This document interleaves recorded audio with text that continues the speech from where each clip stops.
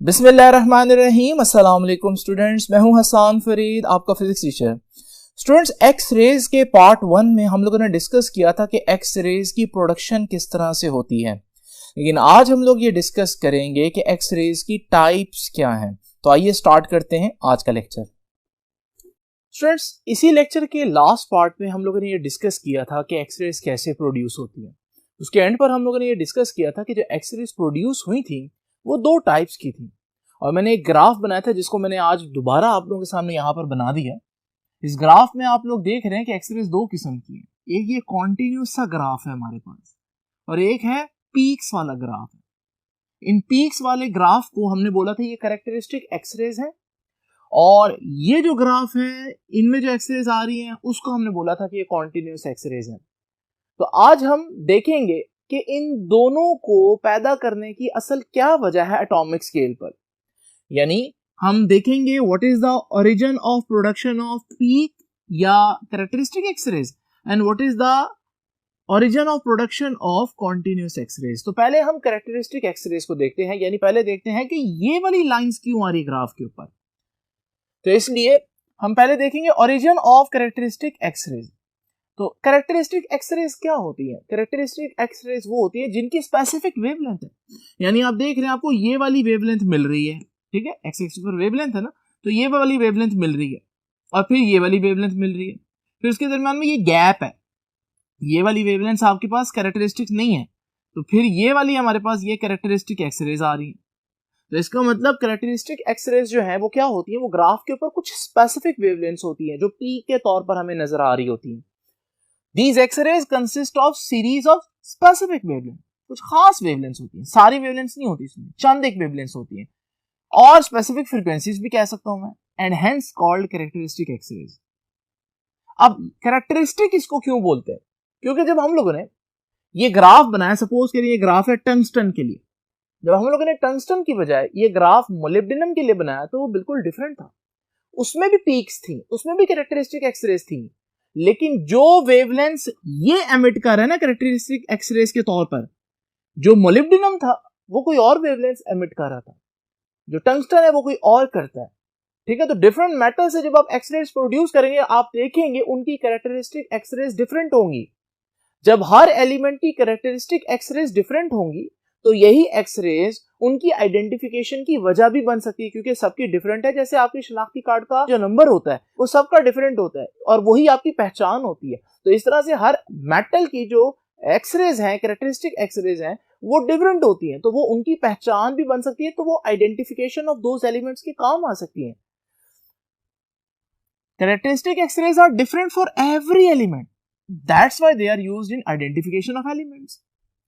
तीसरी बात जो आप लोगों ने याद रखनी है कैरेक्टरिस्टिक एक्स-रेज के बारे में वो ये है कि कैरेक्टरिस्टिक एक्स-रेज का जो ग्राफ है, स्पेक्ट्रम है, वो लाइन स्पेक्ट्रम है। देखना लाइंस आ रही हैं, अगर आप थोड़ी देर के लिए ये कॉन्टिन्यूस आप भूल जाएं तो यहां पर आपके पास लाइंस होंगी कैरेक्टरिस्टिक एक्स-रेज की।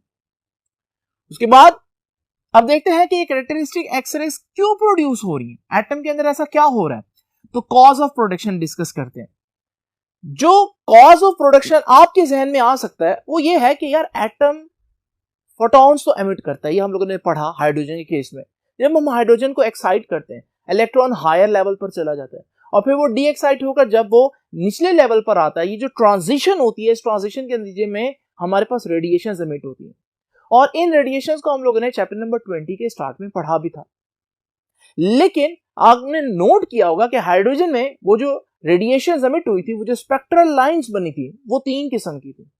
वो इंफ्रारेड थी, विजिबल लाइट थी, और अल्ट्रावायलेट थी। यानी मैक्सिमम जो आपको एनर्जी मिली हाइड्रोजन के केस में वो अल्ट्रावायलेट है।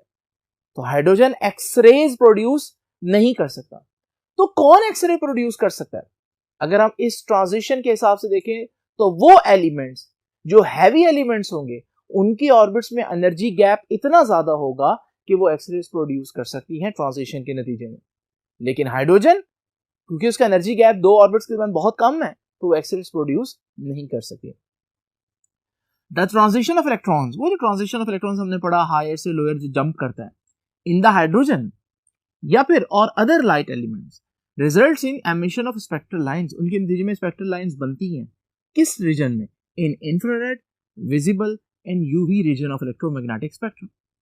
वजह क्या है, इन रीजन्स में क्यों बन रही है? क्योंकि एनर्जी गैप बहुत कम है due to small energy differences in the transition level. तो वो जो एनर्जी डिफरेंस है, वो एनर्जी गैप है, इतना कम है कि जो आम ट्रांजिशंस होती है ना एटम्स के अंदर, वो एक्सरेज प्रोड्यूस नहीं कर सकती। यानी कि आम जो हमारे पास ट्रांजिशंस होती हैं, वो ट्रांजिशन आउटर शेल ट्रांजिशन होती है। यानी कि जब आप किसी एटम को एक्साइट करते हैं तो उसको सबसे बाहर वाला इलेक्ट्रॉन नॉकआउट होकर ऊपर चला जाता है, एक्साइट हो जाता है।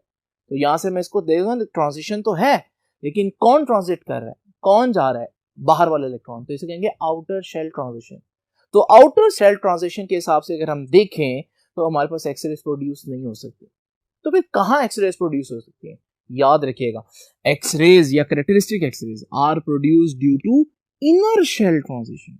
आउटर शेल ट्रांजिशन की बजाय इनर शेल ट्रांजिशन करेंगे तो फिर एक्सरेज प्रोड्यूस होंगी। लेकिन अब ये इनर शेल ट्रांजिशन है क्या? इमेजिन करिए मैं एक इलेक्ट्रॉन बहुत हाई एनर्जी से इसकी तरफ फेंकता हूं। ये इलेक्ट्रॉन मैं कैसे इसको ज्यादा एनर्जी दूंगा? ये कल का आर्टिकल था जिसमें हम लोगों ने कैथोड और एनोड पढ़ा था ना, तो वो हाई पोटेंशियल डिफरेंस इलेक्ट्रॉन को एक्सेलरेट करता था टुवर्ड्स द मेटल। तो अब ये मेटल की बजाय हम उसका सिर्फ एक एटम स्टडी कर रहे हैं। ये इलेक्ट्रॉन बहुत ज्यादा एनर्जी से आएगा, और ये बहुत ज्यादा एनर्जी से जब आएगा तो ये आखिरी शेल तक पहुंचेगा, यानी इनर शेल्स जो ऑलरेडी पूरे के पूरे फिल्ड हैं, कंप्लीटली फिल्ड है, वहां तक पहुंच जाएगा क्योंकि एनर्जी बहुत ज्यादा है। जब ये वहां पहुंचेगा, ये उसको जाकर हिट करेगा। हिट करने पर इसने उसको फेंक दिया इधर, इजेक्ट कर दिया। देखिए, इजेक्टेड इलेक्ट्रॉन, यानी इस इलेक्ट्रॉन ने इसको जाकर हिट किया, नतीजे में ये इधर निकल गया, और ये जो इंसिडेंट फोटोन था ये भी ऐसे स्कैटर्ड होकर अपनी डायरेक्शन चेंज करके निकल जाएगा। ठीक है, तो इस चीज को समझे कि आपने एक इलेक्ट्रॉन को ट्रांजिट करवाया, एक इलेक्ट्रॉन को रिमूव करवाया, लेकिन कहां से? आउटर ऑर्बिट्स में से नहीं। जैसे आमतौर पर हम देखते हैं कि आउटर शेल्स में से इलेक्ट्रॉन ट्रांजिट होता है, जैसे हाइड्रोजन के केस में। लेकिन यहां हम क्या कर रहे हैं, यहां हम इलेक्ट्रॉन को इतनी एनर्जी दे रहे हैं कि वो अंदर वाले ऑर्बिट्स में जाकर इलेक्ट्रॉन को नॉकआउट करे। ऐसा हम क्यों चाहते हैं? क्योंकि हम जानते हैं कि हमारे पास अंदर वाले इलेक्ट्रॉन्स टाइटली बाउंड हैं, और अंदर वाले जो शेल्स हैं उनके दरमियान एनर्जी का गैप इतना ज्यादा है कि एक्सरेज प्रोड्यूस होने का चांस है। इस वजह से हम अंदर वाले शेल में ट्रांजिशन प्रोड्यूस करेंगे। जब यहां से इलेक्ट्रॉन नॉकआउट हो जाएगा तो इसकी जगह क्या रह जाएगा? इलेक्ट्रॉन की एक वैकेंसी क्रिएट हो जाएगी। उस वैकेंसी को क्रिएट जो हो गई है उसको फिल करने के लिए ऊपर से इलेक्ट्रॉन फौरन आकर इसको फिल करेगा वैकेंसी को। जैसे वो इलेक्ट्रॉन वैकेंसी को फिल करेगा तो एक फोटोन एमिट होगा, लेकिन क्योंकि एनर्जी डिफरेंस इतना ज्यादा था तो फोटोन भी उतना ज्यादा एनर्जी का प्रोड्यूस होगा। तो हमने देखा वो जो फोटोन था वो इतनी ज्यादा एनर्जी का था कि वो एक्सरे फोटोन। तो यूं हम इनर शेल्स में ट्रांजिशन करके उनको फिल करके एक्स रेज प्रोड्यूस कर सकते हैं। तो इनर शेल ट्रांजिशन क्या होती है? इन हैवी एटम होना चाहिए, मेटल होनी चाहिए, ताकि उसके इलेक्ट्रॉन्स फिल्ड हो अच्छे खासे। In heavy atoms the inner shell electrons are tightly bound, ये तो हमें मालूम है, and large amount of energy is required for displacement. अंदर वाले इलेक्ट्रॉन तो कंप्लीटली फिल्ड है ना शेल्स, तो उनके इलेक्ट्रॉन्स को निकालना बहुत मुश्किल है। तो large amount of energy is required for their displacement. After excitation, when an atom returns to its normal state, photons of large energy यानी कि X rays are emitted। तो जब वैकेंसी क्रिएट होती है और उसको आकर ऊपर वाले शेल्स में से इलेक्ट्रॉन्स आकर फिल करते हैं तो वो हमारे पास फोटोन रिलीज होगा। लेकिन जैसे आउटर शेल ट्रांजिशन में फोटोन रिलीज होता था वो तो बहुत कम एनर्जी का था, मैक्सिमम इंफ्रारेड, विजिबल या अल्ट्रावायलेट तक चला जाता था। लेकिन यहाँ क्योंकि इनर शेल ट्रांजिशन से एनर्जी क्या है, बहुत ज्यादा है, तो जब इलेक्ट्रॉन आकर फिल करेगा तो हमारे पास जो रेज बनेगी वो बहुत ज्यादा एनर्जेटिक होंगी और वो एक्स रेज रीजन में फॉल कर रही होंगी।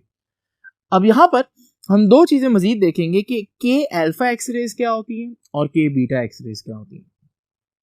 के अल्फा को पहले समझते हैं। इमेजिन करें यही के शेल था, आपने के शेल में से एक वैकेंसी क्रिएट कर दी, यानी इलेक्ट्रॉन को नॉकआउट कर दिया के में से, इधर शो कर देते इसको, ठीक है। आपने के में इलेक्ट्रॉन रिमूव कर दिया तो अब ऊपर से आकर कोई इसको फिल करेगा ना। इमेजिन करें आपने के में एक इलेक्ट्रॉन रिमूव किया और साथ एल जो है बिल्कुल एडजेसेंट ऊपर वाला जो ऑर्बिट है उस शेल में से इलेक्ट्रॉन आकर के को फिल कर देगा। यानी वैकेंसी कहां क्रिएट की? के में, और उसको फिल करने के लिए इलेक्ट्रॉन कहां से आएगा? एल में से, बिल्कुल साथ वाले में से। तो इस एक्सरे को हम कहेंगे के अल्फा। के का मतलब है कि इलेक्ट्रॉन कहां से निकला है, के से। अल्फा बता रहा है इलेक्ट्रॉन कहां से आया, साथ वाले से। बिल्कुल साथ कौन सा शेल था, एल शेल, ठीक है ना। तो के क्या बताता है, इलेक्ट्रॉन कहां से गया, और अल्फा क्या बताता है, इलेक्ट्रॉन फिल करने कहां से आया।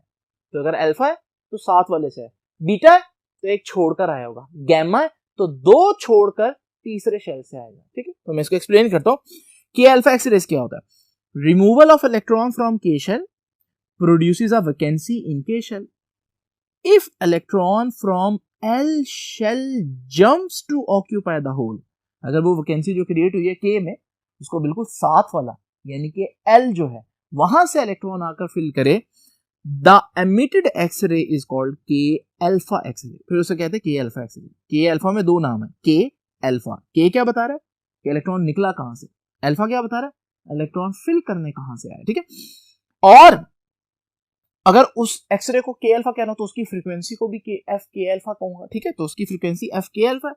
ये इक्वेशन आप लोगों को मालूम है, आप लोगों ने बहुत थ्योरी में पढ़ी कि h f is equal to difference of energies between orbits. तो ये एच एफ के अल्फा है।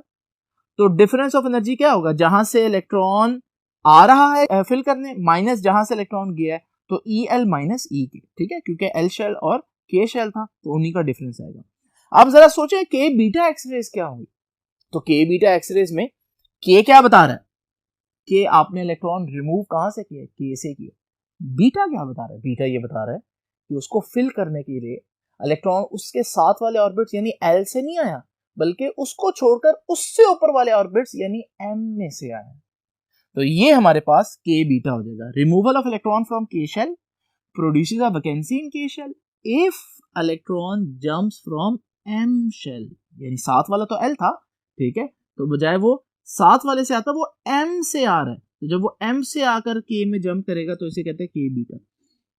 To occupy the hole the emitted X ray is called K beta X ray. और उसमें एच एफ के बीटा किसके बराबर होगा, difference of energies between the orbits. तो एक के है, दूसरा ऑर्बिट एल नहीं है बल्कि एम है, तो डिफरेंस कितना होगा, ई एम माइनस ई के। तो स्टूडेंट्स ये वो के अल्फा और के बीटा है जो आपको असल में यहां पर नजर आ रही है। इसी तरह एल अल्फा और एल बीटा भी हो सकता है। अब आप खुद सोचे एल अल्फा क्या होगा, एल क्या बता रहा है कि इलेक्ट्रॉन रिमूव होगा एल से। अल्फा क्या बता रहा है कि अगर इलेक्ट्रॉन एल से रिमूव होगा तो बिल्कुल साथ वाले से इलेक्ट्रॉन आएगा फिल करने। तो एल से रिमूव हुआ तो साथ वाला इलेक्ट्रॉन फिल करेगा, तो एम से इलेक्ट्रॉन आएगा फिल करने। एल बीटा क्या होगा, एल बीटा का मतलब एल और बीटा। एल का मतलब क्या है कि इलेक्ट्रॉन कहां से रिमूव हुआ, एल से रिमूव हुआ। बीटा का क्या मतलब है कि साथ वाले से इलेक्ट्रॉन नहीं आया फिल करने, एक छोड़कर आया। तो अगर इसमें वैकेंसी क्रिएट हुई तो यहां से नहीं आया बल्कि यहां एन से आएगा। तो फिर हमारे पास यहां से अगर फिल करेगा आकर तो फिर हमारे पास जो एक्सरे है वो एल बीटा कहलाएगी। तो स्टूडेंट्स अब आपको समझ लगे ये पीक्स यहां पर क्यों आ रही है। ये जो कैरेक्टरिस्टिक एक्सरेज हैं उनकी वजह इनर शेल ट्रांजिशन है। लेकिन ये पीक्स तो हमारे पास जस्टिफाई होगी, ये कौन सी एक्सरेज है, ये क्यों आ रही है, इनको अब हम देखते हैं नेक्स्ट बोर्ड पर। तो अब हम देखेंगे ये जो कॉन्टिन्यूस एक्सरेज है इनका ओरिजिन क्या है। तो आइए स्टूडेंट सबसे पहले चंद एक बातें हम देख लेते हैं कॉन्टिन्यूस एक्सरेज के बारे में। ये कौन सी एक्सरेज होती है, X rays emitted in all direction with a continuous range of frequency. यानी अगर आप यहां पर गौर से देखें तो हमारे पास इनकी तो स्पेसिफिक वेवलेंथ थी ना, लेकिन यहां से लेकर यहां तक सारी की सारी वेवलेंथ जो है यानी वो कॉन्टिन्यूस जो वेवलेंथ है वो हमारे पास कॉन्टिन्यूस एक्सरेज कहलाती है। तो कॉन्टिन्यूस एक्सरेज जो है वो कोई स्पेसिफिक चंद एक वेवलेंथ नहीं होती बल्कि वो एक खास रेंज ऑफ वेवलेंथ होती है, ठीक है। तो रेंज ऑफ फ्रीक्वेंसीज या range of wavelength are called continuous X rays. उसके बाद वो कहता है the spectrum made by them is continuous spectrum. अगर आप थोड़ी देर के लिए इन पीक्स को भूल जाएं तो फिर आपके पास ये कॉन्टिन्यूस स्पेक्ट्रम बन जाएगा जिसमें कहीं पर कोई पीक नहीं होगी, ठीक है, कोई गैप नहीं होगा। तो इसीलिए हम कहते हैं कि इसका जो स्पेक्ट्रम है वो कॉन्टिन्यूस स्पेक्ट्रम है। अब सवाल ये पैदा होता है कि जो हमारे पास दूसरी रेडिएशन थी कैरेक्टरिस्टिक एक्सरे जो हम लोगों ने पहले पढ़ी उनकी वजह क्या है, वो तो इनर शेल ट्रांजिशंस की वजह से आ रही है, लेकिन ये किस वजह से आती है, तो इनकी प्रोडक्शन की रीजन है ब्रेमस्ट्रोलन या ब्रेकिंग रेडिएशन। तो they are produced due to an effect known as bremsstrahlung और ब्रेकिंग रेडिएशन। अब ये क्या होता है, ये इसको जरा समझते हैं। ये फास्ट मूविंग इलेक्ट्रॉन जो हम लोगों ने भेजा था, पहले तो हमने देखा कि ये फास्ट मूविंग इलेक्ट्रॉन क्या करेगा, इनर शेल ट्रांजिशन। लेकिन ये एक और काम भी कर सकते हैं, और वो क्या? जब ये न्यूक्लियस के बहुत करीब से गुजरेगा तो न्यूक्लियस की फोर्स ऑफ अट्रैक्शन इसको अपनी तरफ खींचेगी, जिसकी वजह से ये डी एक्सेलरेट होगा, इसकी स्पीड कम होगी।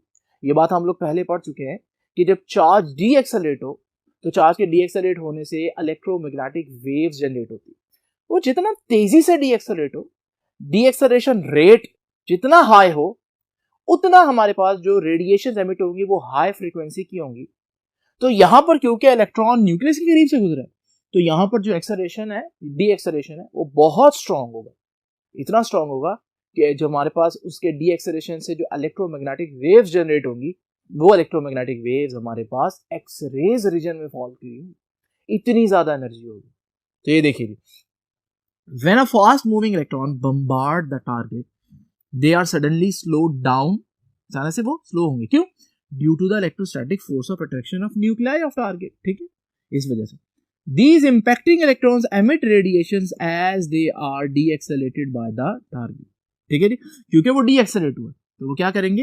रेडिएशन एमिट करेंगे। ये हम लोगों ने सिंपल लॉ पढ़ा हुआ है कि जब भी हमारे पास चार्ज जो है वो डीएक्सेलरेट होता है तो रेडिएशंस एमिट होती हैं। ठीक है, सिंस द डीएक्सेलरेशन या rate of deceleration is so large, क्योंकि बहुत ज्यादा डीएक्सेलरेशन हो रहा है, that some electrons lose all kinetic energy in the first collision. कुछ ऐसे इलेक्ट्रॉन्स होंगे जो डीएक्सेलरेशन के नतीजे में पूरी की पूरी एनर्जी जो है वो लूज कर देंगे। ठीक है, the whole kinetic energy appear as X ray photons of energy. उसकी सारी की सारी किनेटिक एनर्जी जो उसके पास ही अचानक से वो रुक जाएगा ना, तो सारी की सारी किनेटिक एनर्जी जो है वो एक्सरे फोटॉन बनकर आ जाएगी। तो वो जो फोटॉन है उसकी एनर्जी या फ्रीक्वेंसी बहुत ज्यादा होगी, तो एनर्जी को HF कहते हैं। लेकिन वो फोटॉन क्योंकि बहुत ज्यादा एनर्जी का होगा या मैक्सिमम एनर्जी का होगा, तो HF के साथ F मैक्सिमम कह रहे हैं। और फ्रीक्वेंसी का वेवलेंथ के साथ इनवर्स रिलेशन है, तो अगर उसकी फ्रीक्वेंसी मैक्सिमम है तो उसकी वेवलेंथ मिनिमम होगी। तो अगर मैं वेवलेंथ में शो करूं, the wavelength lambda minimum corresponds to frequency f maximum, तो वो फोटॉन जिसकी फ्रीक्वेंसी मैक्सिमम होगी उसकी वेवलेंथ मिनिमम होगी। ये अगर आप गौर से देखें ग्राफ, इस ग्राफ में ये लैम्डा मिनिमम नजर आ रहा है, ये असल में वो कॉन्टिन्यूअस एक्सरे है जो उस इलेक्ट्रॉन के डीएक्सेलरेट होने के नतीजे में बनी है, जो कि पूरी की पूरी किनेटिक एनर्जी को एक साथ लूज कर गया था। इतना स्ट्रॉन्ग डीएक्सेलरेशन है। लेकिन सारे इलेक्ट्रॉन्स ऐसे तो नहीं होंगे, कुछ इलेक्ट्रॉन न्यूक्लियस के बहुत करीब होंगे को, तो कुछ बहुत दूर भी होंगे। जो दूर होंगे उन पर डीएक्सेलरेशन उतना ज्यादा तो नहीं होगा उनमें प्रोड्यूस, क्योंकि अट्रैक्शन की फोर्स इतनी ज्यादा नहीं है। तो उससे क्या होगा, जो थोड़ा सा दूर होगा उसकी कोई और एनर्जी एमिट होगी, फिर जो थोड़ा सा और दूर होगा क्योंकि उसका डीएक्सेलरेशन का रेट और है तो और एनर्जी एमिट होगी। तो हमारे पास डिफरेंट एनर्जी जो है वो एमिट होना शुरू हो जाएंगी। यही वजह है कि आपके पास ग्राफ के ऊपर ये और फिर थोड़ा सा आगे वाली वेवलेंथ ये भी मिल रही है, ये भी मिल रही है, ये भी मिल रही है। उसकी वजह क्या? बहुत से इलेक्ट्रॉन्स मौजूद हैं और हर इलेक्ट्रॉन जो है वो डिफरेंट डिस्टेंस पर है न्यूक्लियस से। हर electron different force of attraction feel कर रहा है, तो हर एक का डिफरेंट डी एक्सेलरेशन रेट होगा, और डी एक्सेलरेशन रेट जब डिफरेंट होगा तो सब different amount of energies X rays में एमिट करेंगे। इस वजह से हमारे पास यहाँ पर चंद एक एक्सरेज नहीं आएंगी, बल्कि बेतहाशा एक्सरेज आएंगी डिफरेंट वेवलेंथ्स की, इसलिए उसको कहते हैं कॉन्टिन्यूअस एक्सरेज। तो ये सारी आपको जो नजर आ रही है ये बेसिकली कॉन्टिन्यूअस एक्सरेज है। ठीक है, ये बात मैंने लिखी है। Other electrons do not lose all their energy in their first collision. बाकी सारे पहले फर्स्ट कोलिजन में सारी एनर्जी लूज नहीं करेंगे। दे में सफर अ नंबर ऑफ कोलिजन, बल्कि वो बार बार टकराएंगे बिफोर कमिंग टू रेस्ट पर होने से पहले। This will give rise the photons of smaller energy. इससे हमारे पास कम एनर्जी वाले फोटॉन्स भी बनेंगे, तो हमारे पास एक स्पेसिफिक रेंज ऑफ फ्रीक्वेंसीज हमें मिलेंगी। तो स्टूडेंट्स, उम्मीद है कि अब आपको पता चल गया होगा कि कॉन्टिन्यूअस एक्सरेज की वजह क्या है और कैरेक्टरिस्टिक एक्सरेज की वजह क्या है। आपसे अब इंशाल्लाह मुलाकात होगी नेक्स्ट लेक्चर में। तब तक के लिए अल्लाह हाफिज।